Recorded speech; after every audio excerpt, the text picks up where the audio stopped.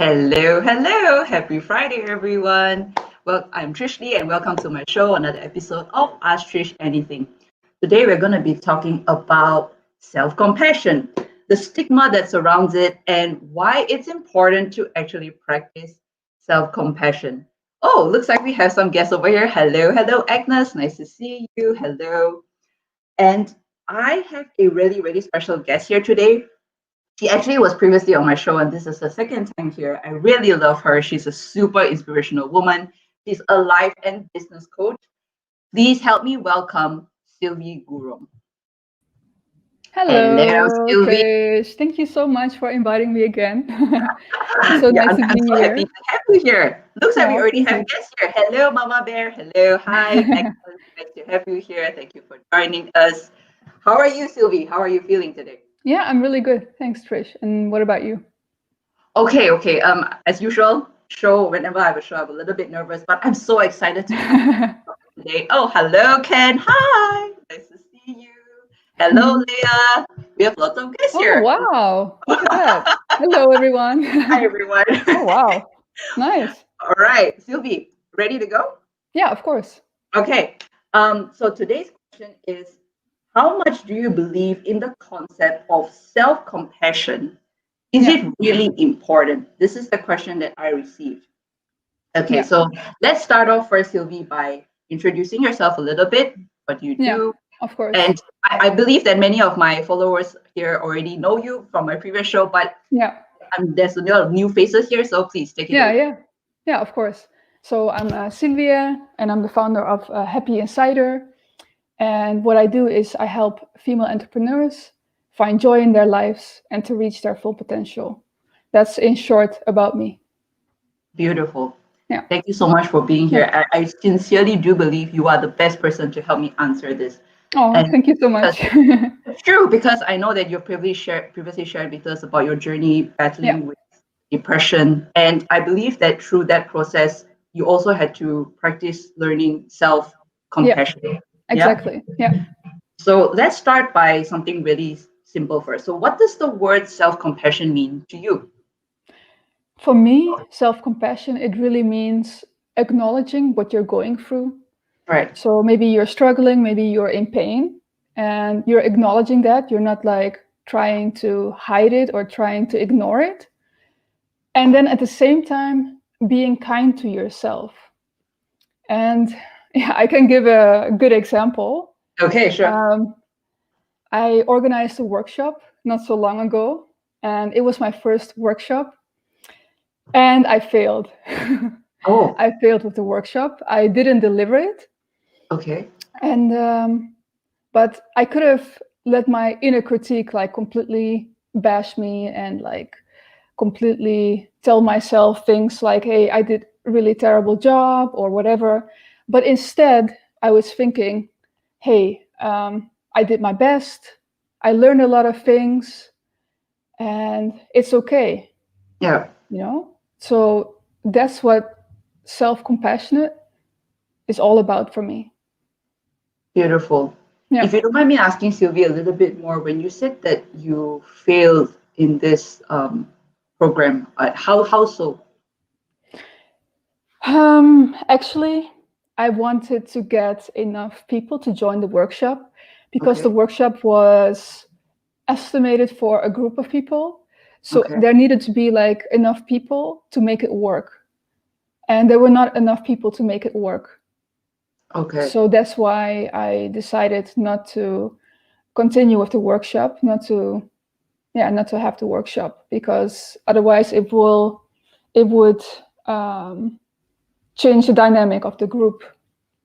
Understand, Yeah. understand. It's I would say it's really a lot of trial and error, especially when we're starting out a new business. So it's really Yeah. great that you could learn to practice self-compassion on yourself. Good on you, Sylvie, Yeah. truly. Thank you. Yeah. Um, Thanks. my next question is, I know that there is actually a lot of stigma and Mm. negative connotation that surrounds this word of self-compassion, and sometimes people connect this with self-pity, or Mm. you're just you're sulking in yourself, and you're just like I said, self-pity. Yeah. Why do you think it's so much easier for us to be kind to others than to ourselves? Well, I think being kind to others is easier because being kind to ourselves is because of all the things we've experienced, like in the past. And for example, I was at school, I was at primary school, I was around 6 years old, and my teacher would ask me something in front of the whole class, Okay. and I didn't know the answer. And my teacher started yelling at me. Oh. And that really, that experience, from that moment on, I really felt like I was afraid to make mistakes. Okay. So those experiences really shape you. So from that moment on, I was always afraid to make mistakes. I always had this problem. I was struggling with that. And yeah, being self-compassionate really helped me to overcome that. Do you feel that in this moment, example, when your teacher is yelling at you, example here, and do you feel that in this moment, a little bit like self-compassion is like you're weak? Does it make you feel that way? What do you mean as self-compassion? That means that you're weak?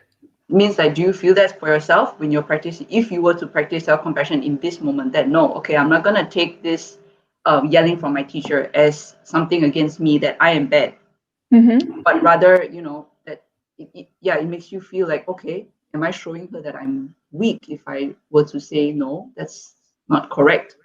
Speak up for yourself. Yeah, I would just say that if I look at it now, that experience, I feel like, why should a teacher yell at a child? That's not supposed to. That's not what a teacher should do.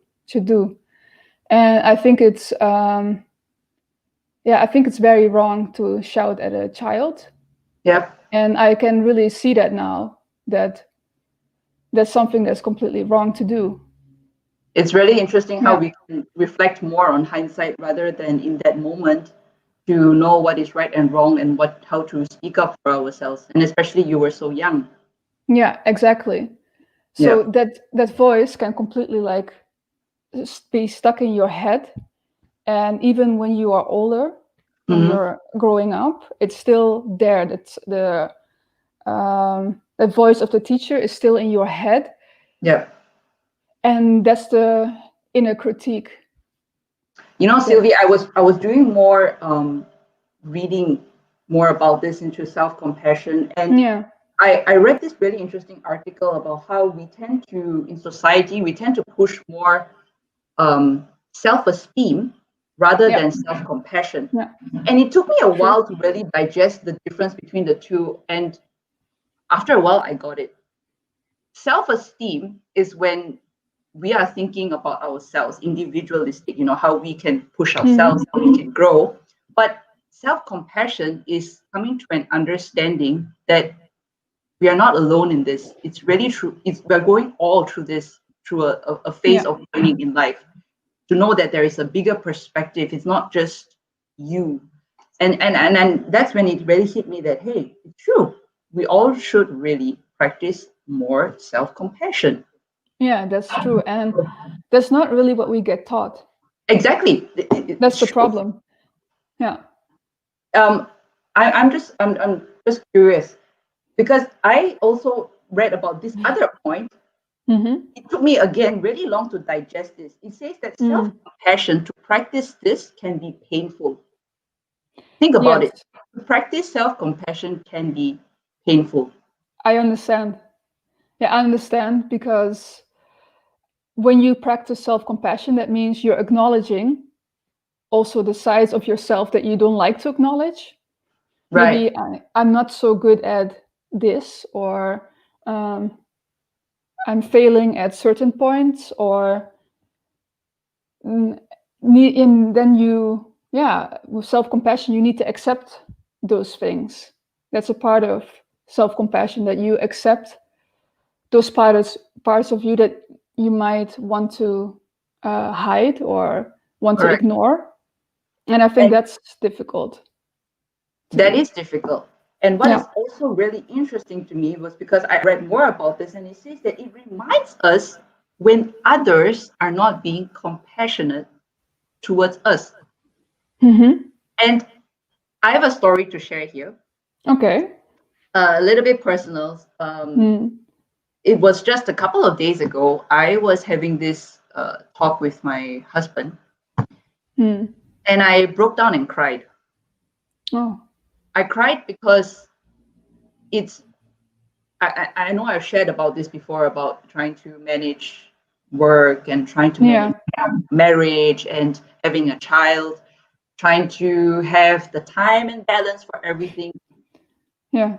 And through all this, trying to find time for sleep and self-care, it's a lot. Yeah. And what really pushed me past that like breaking point was because my husband is also right now having some stress at work, and he gave me this.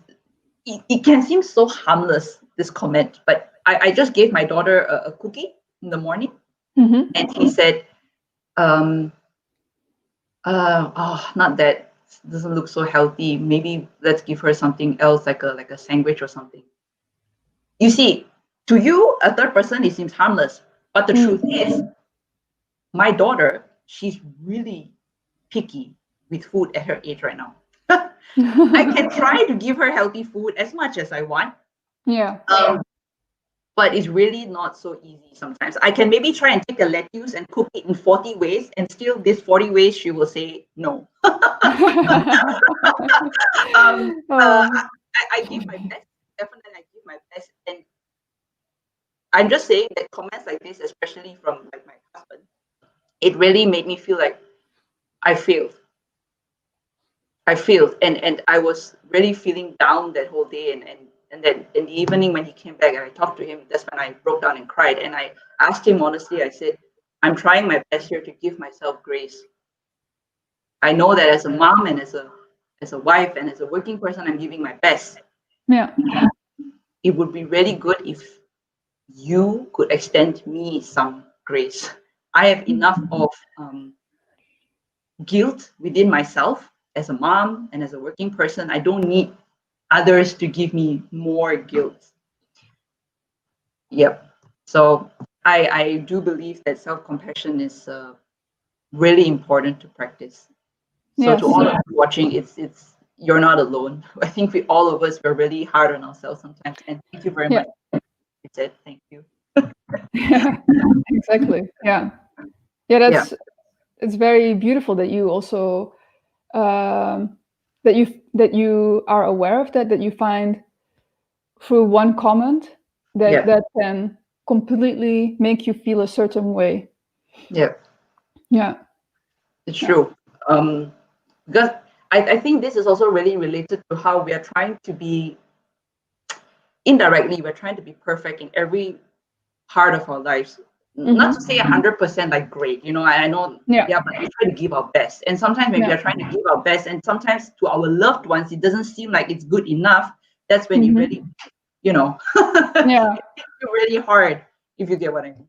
Yeah. I understand what you mean. And for a very long time, Yeah. like I said, like before, I said I was afraid to fail, and Yeah. like the most stupid things, it would make me so nervous, and I would be so afraid that I would do something wrong.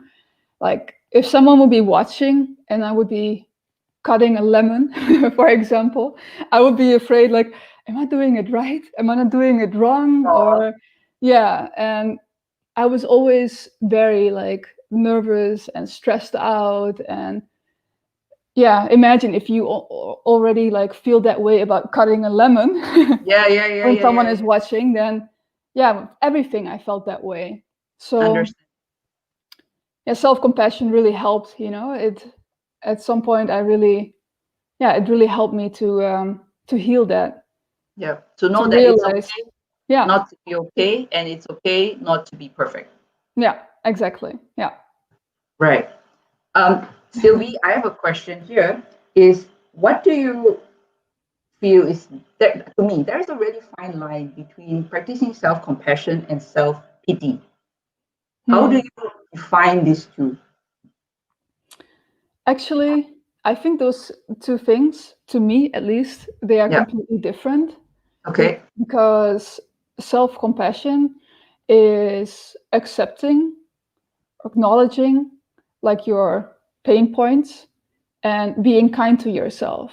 But self-pity is not doing that. Self-pity is just indulging in negative emotions. It's not positive. So that's for me, that to me that's something completely different.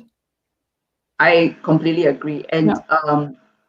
it can seem like a really hard thing to distinguish for some people. Hmm. Because I think, Yeah. like just the other day, there was one of my friends. This person was, I know that this friend of mine, he works very hard. And I was saying, hey, you should get some rest. Yeah. And interestingly enough, his response to me was, Yeah. I know, just now I took a nap. And my mom was telling me, oh, you're so lazy. And I was like, Oh, what? huh? But you see that I Yeah. feel that this is really part of how our upbringing is. The people around us, the kind of comments that they give us, like you said, example, your teacher, or it could be our parents, and Yeah. how we perceive ourselves. Like, oh, are we really pushing ourselves enough? Are we just being lazy, or you know?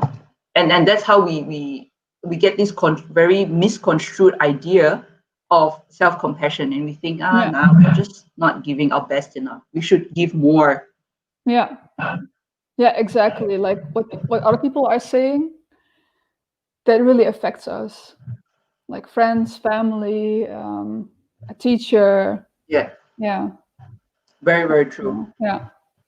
All right, Sylvie, may I kindly ask, is self-compassion something that you've been taught from young, or was it something that you yourself learned over the years? I wish I would have been taught that like from a from a young age.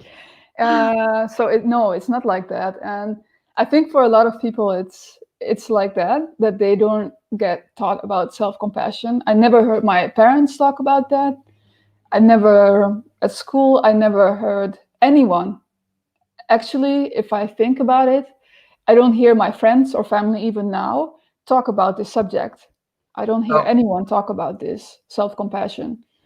Um, so no, I've never been taught about this, and I started thinking about this and starting to get more aware of this by going to therapy. I went to therapy, mm-hmm. schema therapy, for 6 months to work on all these struggles like perfectionism, fear of failure, and Mm, all those things.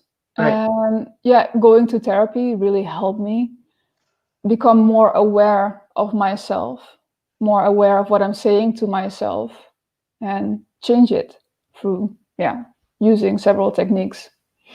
You know, Sylvia, I want to say that I'm so, you inspire me because I believe that there is still is therapy, just like self-compassion. There's also a lot Hmm. of stigma around this, like, oh, you're weak or you're weird for getting help. But it's not, it takes a Mm. lot of courage to go and actually Yeah, get the proper help for your mental well-being. yeah. So it's really, really Thank good on you. you. Yeah, Truly. and it's funny because before I was the kind of person who was not like really open, and I didn't reach out for help, Mm, and I didn't feel like, because group therapy is you have to talk about your feelings with a group of people, a yeah, group of people you don't know. And I was very, in the beginning, I was very like, oh, I don't want to do that. yeah. And it feels so weird to tell other people that I'm going to therapy or that I need that. But now I feel like, hey, it's something really great. It really helped me. And I really worked on myself. And I wish that more people would do that and realize that it's something amazing. Yeah. That's beautiful. Yeah. Um, you know, just now you were saying about how many people are not actually taught self-compassion from young, and I agree. I see Mm. this in a lot of Yeah. my friends, colleagues. I would say in this aspect, I'm lucky. Yeah. I am Yeah. lucky because not that I learned this in school. Yeah. Definitely not. It was actually my mom. Oh, really? Yeah. I am so thankful to my mom. Mom, if you're watching this, I love you, truly. Oh, that's so sweet. And that's because I remember vividly that when I was in school, um, you know how it's always very competitive and during exam times especially, and then parents will say like, no, you must study, you must study, you must get A Mhm. results. Yeah. Yeah. My mom never said that to me. Oh, wow. She will always say, Trish, just do your best. That's all she ever said. Mm. And interestingly, truly interesting, I read a different article about self-compassion, and they were doing a research about if parents were to actually not use fear on kids, rather Yeah. they encourage them to do their best, that would motivate them even more. And I cannot agree. I totally agree with this because that's Mm. what happened to me. My Yeah. mom didn't have to push me to study. She just had to let me know that she's there for me. She wouldn't Yeah. judge me, no Encourage. matter my results. And sorry, I'm not boasting here, but it's true. I was actually I got the second highest grade in complete school. Yeah. And I'm not some genius. I'm not. I'm definitely not. I know that I slogged and I studied a lot at night, but where did I get that motivation from? Knowing that, okay, my mom is just encouraging me because what I study now will help me in the future. Yeah. She taught me that, but she didn't say like, no, you must get A grades. No. And I believe that that intrinsic motivation really helped me a lot. Yeah. So yeah, thank you, mom. Oh, that's so cute. Oh. That's so nice. Oh. But yeah, Uh, I agree with you. Like fear is not a good way. I don't think that's a good way. And yeah, that example of the teacher, that's a good example because the teacher gave me fear, and yeah. what did that brought? Nothing, because yeah, only developed being afraid, and it didn't help me to answer the questions correctly. True, true. Yeah. It's just like actually leadership. Uh, A good leader should actually inspire and guide, yeah. not use fear to make people do what you want them to do. This will Hmm. only work if it works only for a Hmm. short period of time, but Yeah. they will not really want to follow you and yeah, follow your footsteps. Yeah. Yeah, Yeah, I think fear is also more for like controlling. I feel like when correct. you use Dictatorship. fear, yeah. Which is Yeah. really interesting because later I'm actually having a different life with Oh. my dear friend here, Ken. Oh, We're is there? talking about bullies, which is really interesting. It's kind of like interrelated. Oh. Okay, so my dear Sil, if you were to look back in life, was Mm. there a moment that you ever wished you could have practiced more self-compassion, and by doing so, it would have helped you to come out of the moment in a more positive light? Yeah, yeah, of course. There were many moments in my life, or maybe I can say my whole life, almost my whole life, that I feel like, wow, if I knew all of this stuff before, if I treated myself differently, treated myself like like I would treat my own best friend, Right. wow, that would have made everything so different. Because yeah, for a long time, yeah, I was struggling with depression. I was struggling with so many things, and that would have really helped me to, yeah, to feel better about myself. Um, is there any specific moment though that you really kind of like? Okay, like you said, the program was one, Hmm. and self compassion helped you out of that. But back in your life, was there one specific moment, or nothing comes to mind right now? Mm, yeah, actually, there were a lot of moments in my life. That's why it's hard to find just one.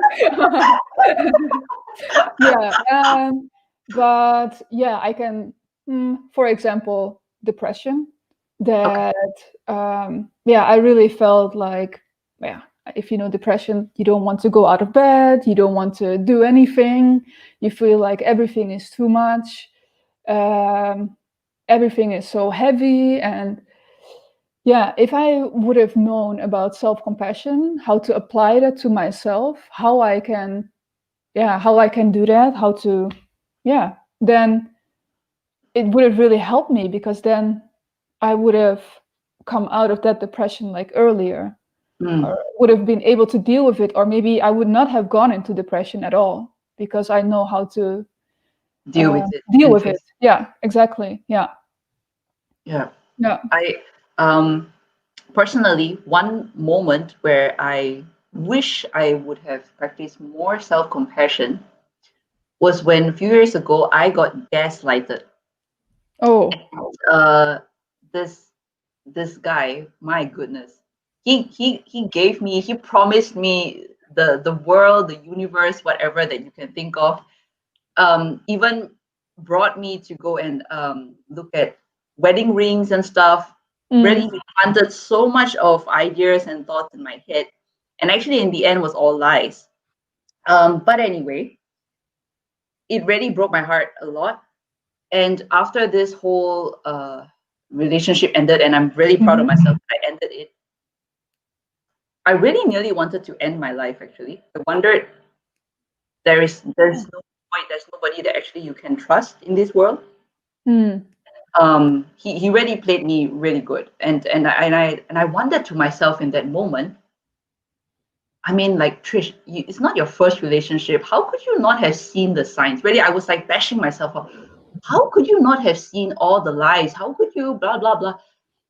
And it took me a while to really realize and remind myself that Yeah. I've never been gaslighted before. Never. So how could I have known? Exactly. I didn't know then. I know now. Yeah. I know better now. And yeah, I think it took me a good year or so to slowly start to trust people again. And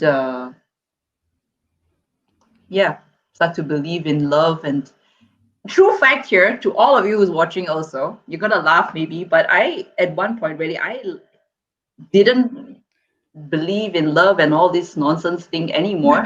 I just wanted to become a nun.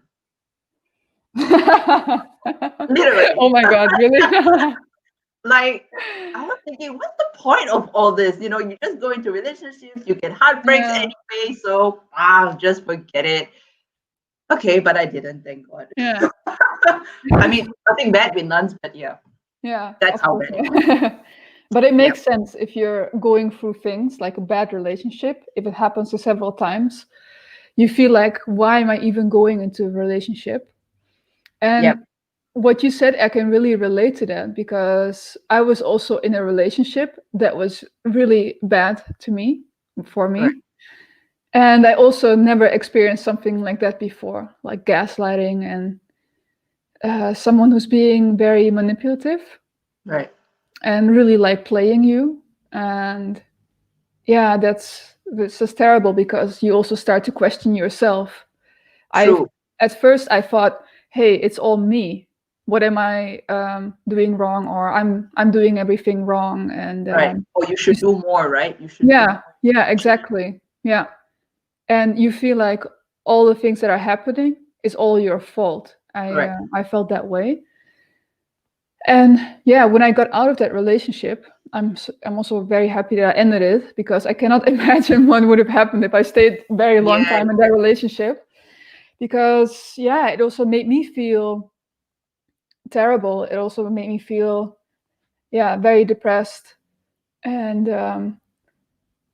yeah, just when the relationship ended, for like a couple of months, I was so exhausted, like emotionally, that even if I would go outside for a walk, I would not be able to walk for like 20 minutes. I would be completely exhausted. And it took me a couple of months to feel good again, to feel, to be able to just go outside for a walk and be okay.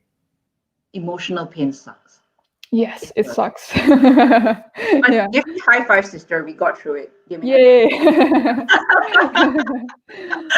all right. So, to all of you who's watching, please, if you have any questions, write them in the comment section. We shall tackle them one by one at the end of the show. Okay. All right. Thank you, Sil, for sharing. Thank you so Yeah. much. And really, again, I'm so glad that you got out of it. And right now, you're with a really loving husband. That's good. Yeah, same for you. I'm really happy that Thank now you. you're in a relationship. All in God's plan sometimes. Yeah. All right. My next question for you. In moments when your inner critic is bashing you up inside and telling you, Mm, Sil, you're just not good. You're just giving yourself self pity. But mm. you know that that's not true. What is your tips or practices to help you to practice more self compassion, to give yourself grace? Well, what I've really learned, and that's something very valuable that I learned from my therapy, Okay. is instead of this inner critique, and they call it the healthy adult, to Okay. develop a healthy adult. So instead of bashing yourself, or when this inner critique comes up, Yeah. then you this other voice comes up. You just activate this other voice, Okay. and this other voice is saying things that you need to hear. Mm-hmm. It's okay. Um, it's going to be all right.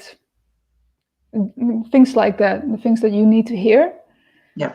And that voice is also putting things more in perspective. Okay. Yeah. So Is that, it like a angel devil voice? yeah, you can actually say that. And it's funny because I was talking with a friend about that, and Okay. I told her exactly this. It's like you have like an angel, like and a devil here, and they're talking with each other. And when the devil comes up, then the angel comes up, and then the angel just kicks the devil off the shoulder, and the Okay. angel just takes over. Yeah. And what if your angel on this day is really persistent and it starts like really, what do you do then? Well, I mean, it's all about awareness. So like, okay, I'm feeling this right now. Why am I feeling this? Where is this coming from? And then that really helps to put it in perspective. Oh, it comes because, or it is, today I have a bad mood. Um, I need to get my period, or I'm on my period. That's Right. why I feel this way. And that really helps. That really helps to put it in Mindfulness. perspective. Yeah, exactly. Yeah.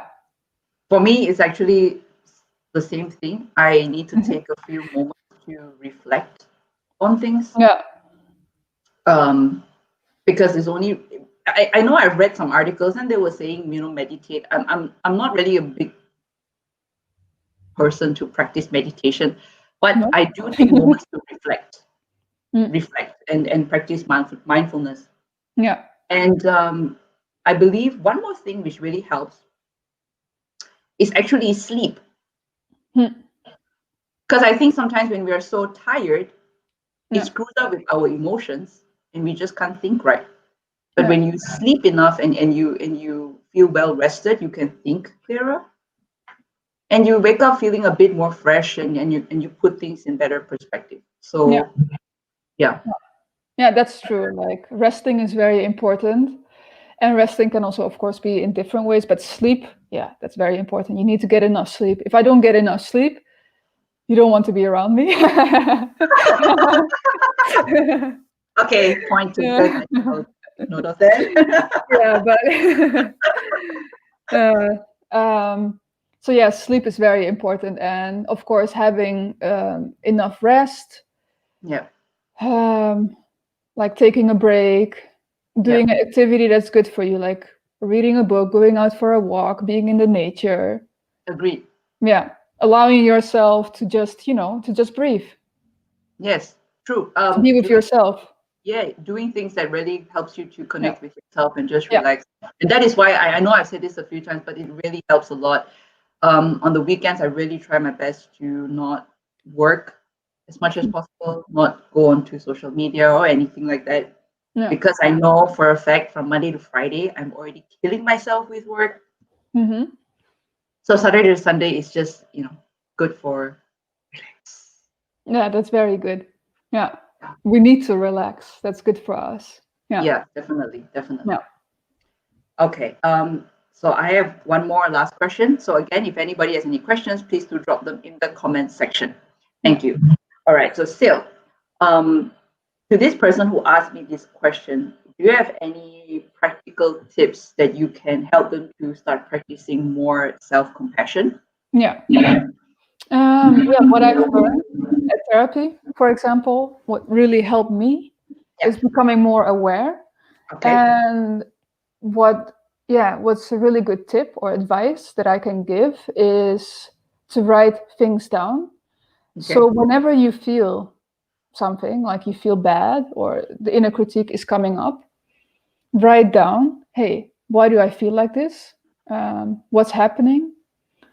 And how am I responding to this? And that's like the first step to become more aware, because we think that we are aware of ourselves, of our thoughts, but mostly it's not. And in the beginning, I didn't think it was that powerful or it would be very helpful. But actually, when I started to practice this, to write things down, I started to understand more where it would be coming from. And then I would recognize it sooner. I was like, hey, it's coming up. And hey, why is this happening? And when that happens, you can do something with that. You can say, hey, okay, this is coming up. Yep. And then, like you said, like reflect. Why is this coming up? What's happening to me? And what can I do about it? Like, what do I need to hear right now? What do I need? That is so true. I actually had a girlfriend some time back. She had a really bad breakup. And you know how when you're going through a breakup, and if you are not the one who ended the relationship, somehow you feel sour inside. You want to get back to the relationship. You think it's not fair, and you wonder why. Yeah. She was going through this circle. Yeah. Vicious circle. And I'm so proud of her that in the end she did this therapy of writing out her thoughts.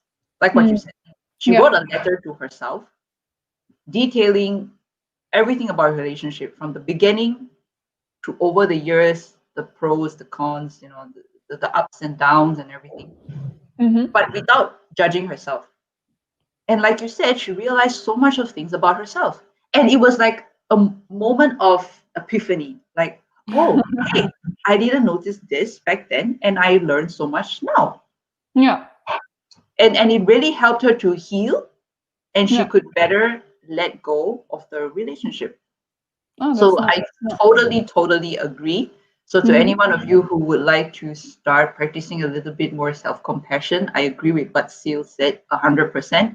You can start by maybe journaling a little bit or write a letter to yourself. Take moments to practice self-reflection and get enough rest. Yeah. And it's interesting that you mentioned the letter, because that was one of the things that was that we've done at group therapy. So they said, okay, so almost at the end of therapy, they said, okay, write a letter to your past self from from now to your past. What would you like to say to yourself? Nice. Like to your vulnerable self. What would you say to your vulnerable self coming from the healthy adult? And that was actually a very interesting exercise. And I think like the whole group, we also had to read it in front of each other. There was also, it was very powerful and very I'm sure putting yourself out there, very vulnerable. Yes. But everyone felt so relieved having done that exercise. And I felt like that was the best exercise we've done in therapy. And the whole group also agreed that it really helped them. Wow. So writing a letter to yourself is a very good idea. Yeah. I don't know if I will have the guts like you to actually read it out. What's also a very, very good idea, like you write the letter, and that's also what I did. Okay. Write this letter and read it to your loved one. Oh, okay. Yeah. or share it with your, I don't know, people who are close to you, like your mother, your father, your friends, and maybe also ask them to do the same. That's nice. Yeah. That is nice. Yeah. Great tips, Sil. Yeah. Thank you so much. Yeah, sure. You really, every time you're on my show, I learn so much from you. Thank you. Oh, thank you so much. You're so kind, Trish. Okay, my dears, to all of you who's watching, if any one of you would like to connect with Sil, you can connect with her on Facebook as well as on Instagram. And I have a really, really big announcement as a big thank you to all of you who's watching here. Y'all are the first to find out about her free Christmas gift for December, yes? Yeah. For December. She's going to give away 10 free 1-hour coaching sessions. Okay, Yeah. so please do get in touch with her. The first 10 will get this for free. I will put the link to her Instagram, her Facebook, and to her website, thehappyinsider.com, all in the description below. So please feel free to connect with her. Anything you want to add on about this coaching session, Sil? Well, I thought it was just a good idea to offer people like a 1-hour coaching session for free, and to also get to know me, because of course people don't know me yet, and of course they need to see, hey, does she really match with me? Right. Do I like the way she works, or and that's a nice way to introduce myself, and it's a nice way for other people to experience a 1-hour coaching session for free. And also for you to gain more experience. Yeah, exactly. That's really good. All right. So all of you, please do get in touch with her. Links all in the description below. If there is no questions right now for today, thank you all of you for watching. I know we've had a lot of viewers today, so thank you so much for being here. Thank you so much, Sil, for your time. I truly appreciate you. And I wish you all the best. Truly, my dear. I wish you all the best. Thank you so much. Thank you so much for inviting me again. I feel so honored that you're inviting me again for the second time. And it was so nice talking with you again. I'm so happy. Thank you. It was an honor. Thank you. Thank you. You take care, okay? I'll see you around. Take care. Okay. Bye. Bye, everyone. Bye.